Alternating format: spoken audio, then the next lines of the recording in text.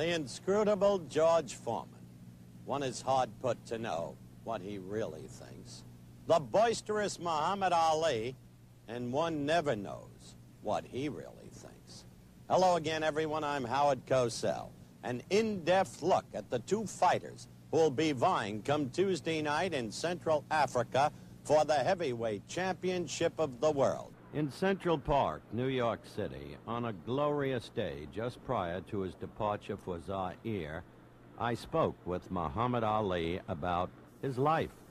Now with the Foreman fight coming up, do you find yourself thinking back ever to how it all started for you as a kid in Louisville, how you became a fighter? Well, I thought about that a lot. It didn't take the Foreman fight to make me start thinking back. I've been thinking about that all the time. I always think about that. How did it happen? How I became a fighter? Somebody stole my bicycle, and I wanted to learn how to fight so I could beat up the boy who stole it. And when I get to Zaire, I'm going to pretend George is the one who stole my bike. Foreman is a disciple of Sonny Liston's. You know that, and I know that. He admired the man, he sparred with him, he used to go to visit him. It may be that in some respects, although years have passed, and you were the youngster then, and Liston was the older, this fight is a little like the first fight against Liston, with Foreman assuming the role of the big bad Yes, bear. this present fight with George Foreman is only a reflection of my past fight with Sonny Liston. I predict that I'll dance on this man. It'll be 1 round, 2 rounds, 3 rounds. Round 4, I'll win every round easy. He'll be tired. He'll be puffing like Liston. He'll be swinging and missing. I'll be ducking and dancing and popping, bruising him, little mouses under his eyes, sweating and cutting and sticking in and out, not like Joe Frazier, not like Ken Norton, but a scientific, artistic, fast, great fighter. In and out. Brrr, pop, over here. No, I'm over there. What you know over here? No, I'm over there. No, I'm over here. Why are you over there?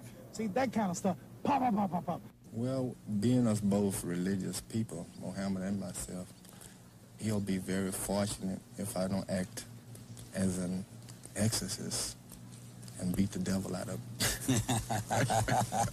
Now that each fighter has spoken his piece about the other, the time may have come to say goodbye to Muhammad Ali, because very honestly, I don't think he can beat George Foreman.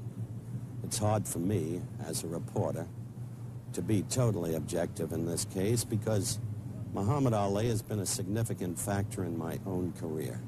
I thought, before he was idled for 3.5 years, he was the best fighter I ever saw. I still think he's a remarkable athlete, and one can never put anything beyond him for that reason. Maybe he can pull off a miracle. But against George Foreman, so young, so strong, so fearless, against George Foreman, who does away with his opponents one after another in less than 3 rounds, it's hard for me to conjure with that. After this fight, I suspect Ali will retire.